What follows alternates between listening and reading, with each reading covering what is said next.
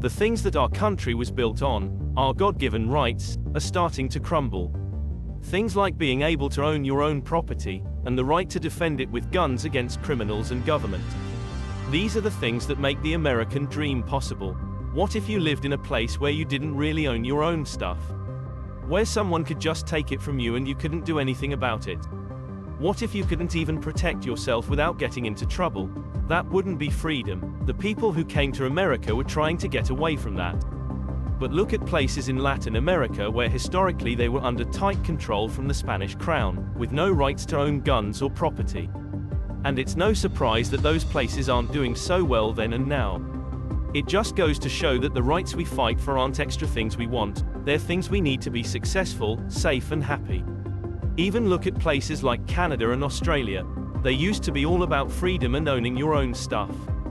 But when they started messing with people's gun rights and tried to quiet those who disagreed with them, things got worse. They started to look a lot less free and a lot less prosperous. And it's even happening here at home. In places like California and New York, it's starting to look like people are being pushed around.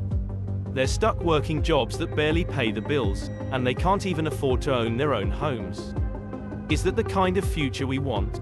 A future where we're all just working and renting for the people in charge, with no way to defend ourselves and no rights to speak of.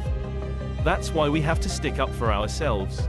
We need to protect our rights to own stuff and to have guns, and we need to make sure the government respects us. Are we ready to get organized, like the first Americans, and stand up to a government that's supposed to work for us and give us true representation? Freedom isn't something you're given, it's something you take at gunpoint like the Founding Fathers. And rights are there to keep the government from messing with us. So if we don't stand up for ourselves, aren't we just slaves without the chains?